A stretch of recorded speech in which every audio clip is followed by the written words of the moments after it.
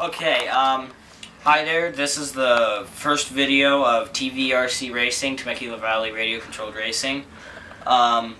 We might look familiar from Airsoft 1017 because we are from Airsoft 1017 as well. I've been driving RC for about 7 years, or since I was 7, which is 7 or 8 years.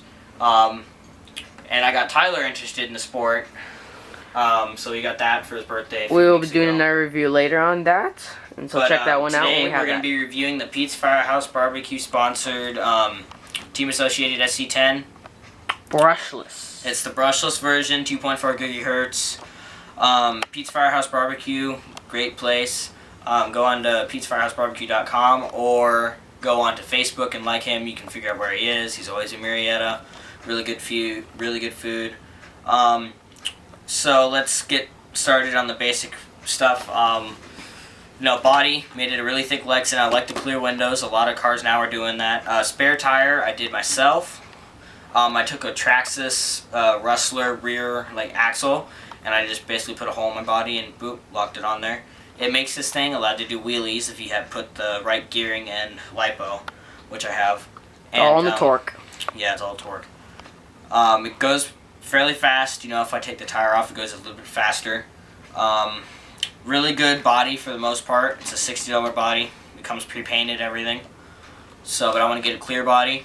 I also emailed Proline about, I don't know if any of you guys like the Honda Ridgeline at all, but I emailed Proline. They might be coming out with a Honda Ridgeline body.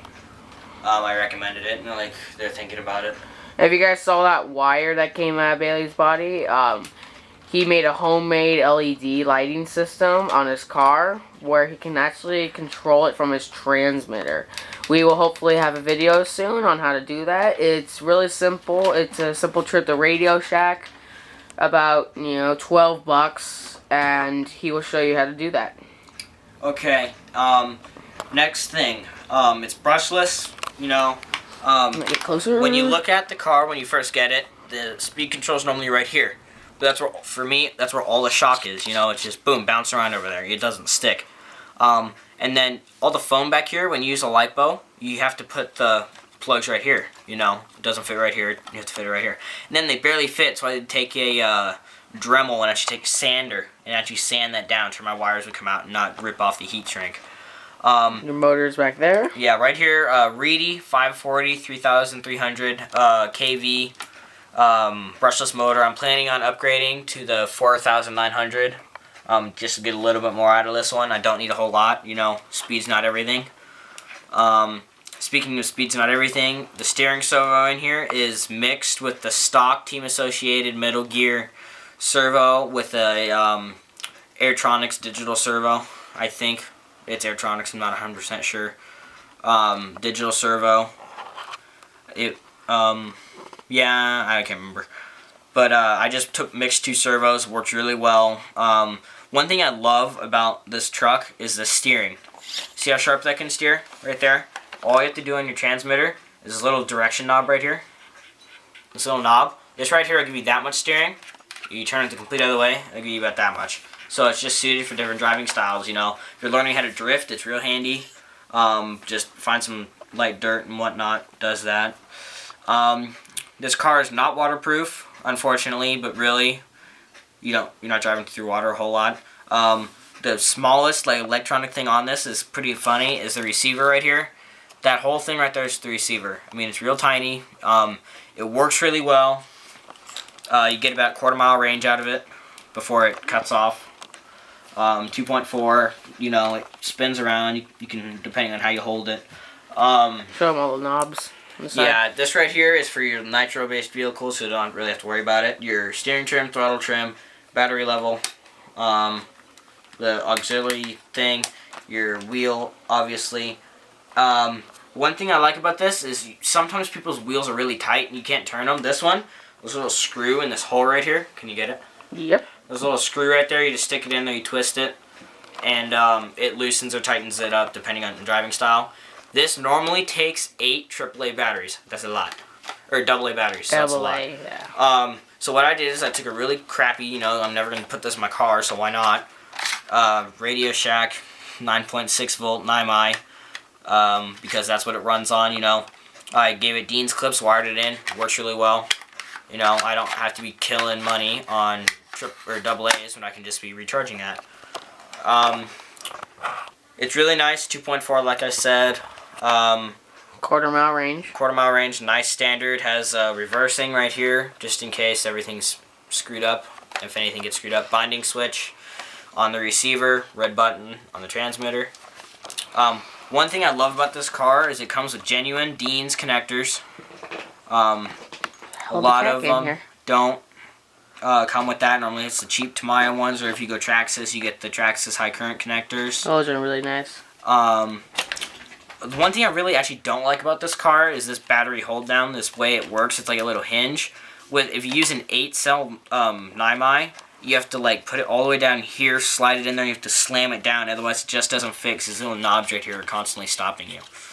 But it's nice. I mean, it's small, light, you can't lose it. There's no body pins, anything like that to lose. How fast do you think you could go with different kind of batteries? It does something like 50 with an 8.4 volt NIMI, but alright, no, it goes faster than that actually. Like, yeah, about 50.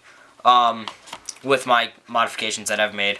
The only thing is this speed control has problems with an 8.4. It'll drive and then suddenly it'll only give like a little bit. It's really annoying, you know. So I just stopped using it, switched to 6-cell NIMIs and 2-cell lipos. I might get a 3-cell, I'm not sure. If I do, I'd have to switch back to this 330, which I don't want to do. Yeah, can you put a 3-cell lipo in here? Yeah, I can. I can fit a 3-cell lipo in here. How fast do you think that can go? That'll go like something like 60 maybe. But yeah. The motor limit with this speed control with a 3-cell lipo is the stock one. So that's why I'm probably going to get a stronger motor and keep the battery. That and lipos are $60, you know, for a okay one. Parts that I've upgraded, you have the RPM, bumper, skid plate, and chassis plate. I like this bumper compared to a stock bumper because these shock towers on really any car are going to be fragile. You know, it's holding all the, you know, everything from the shocks. And this bumper right here doesn't put any pressure on this when you hit. And it has more flexing towards stronger. RPM parts are 100% made in the USA, completely nylon. You know, all four of my my front and rear A-arms are both RPM nylon. I'm planning to get some more. I'm planning on getting an RPM rear bumper and a few other RPM parts. One thing I do not like about the car is the way the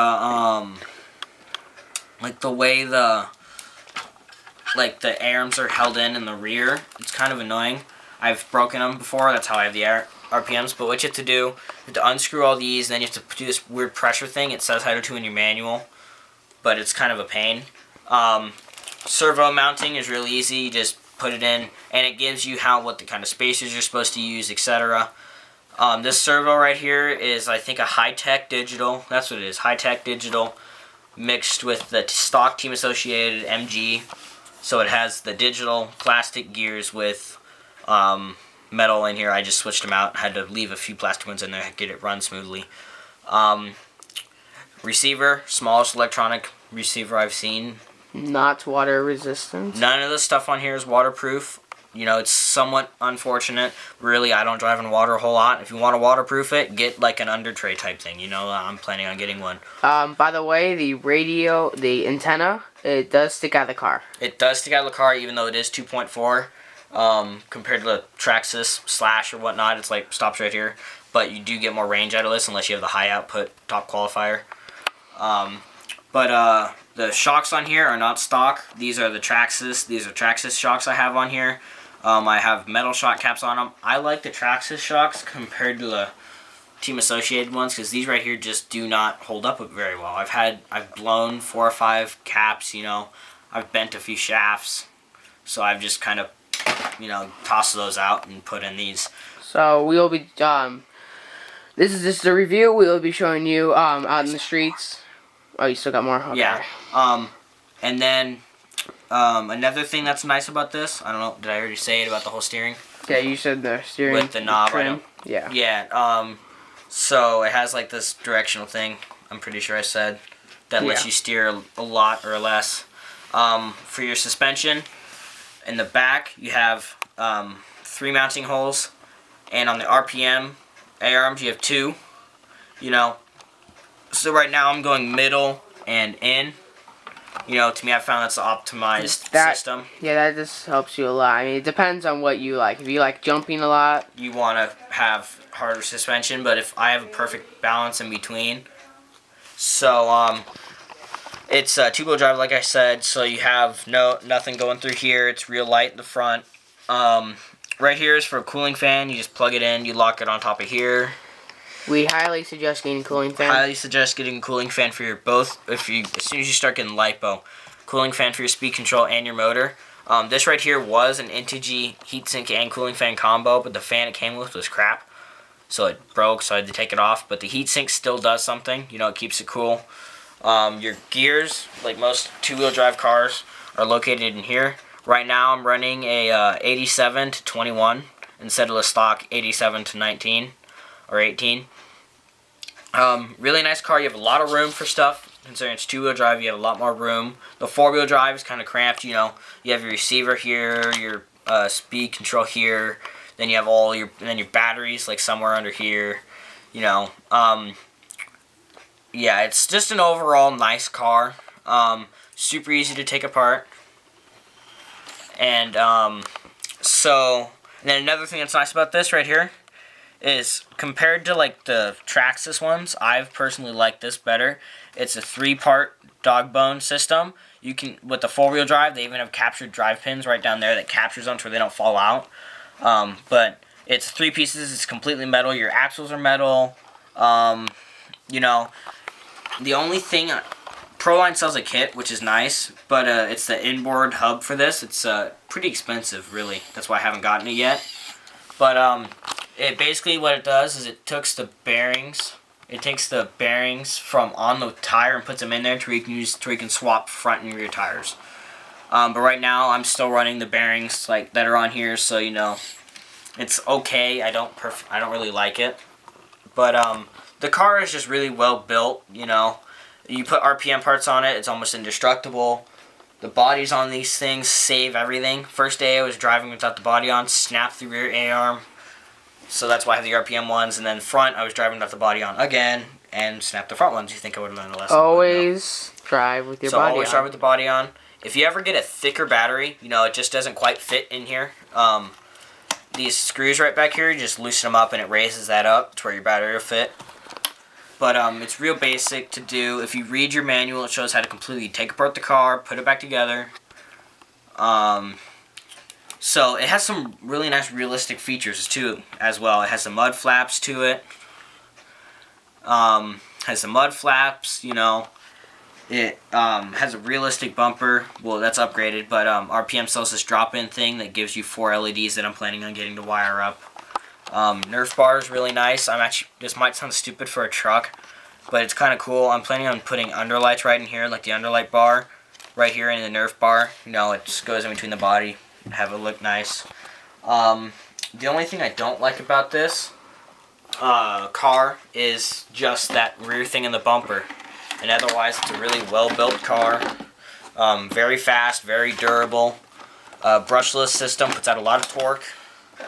And it's just a well-built car. And we'll show you, and we'll probably be putting up the driving test in a few days or so. Thank you for watching, and stay tuned for the Traxxas 4-wheel drive VXL.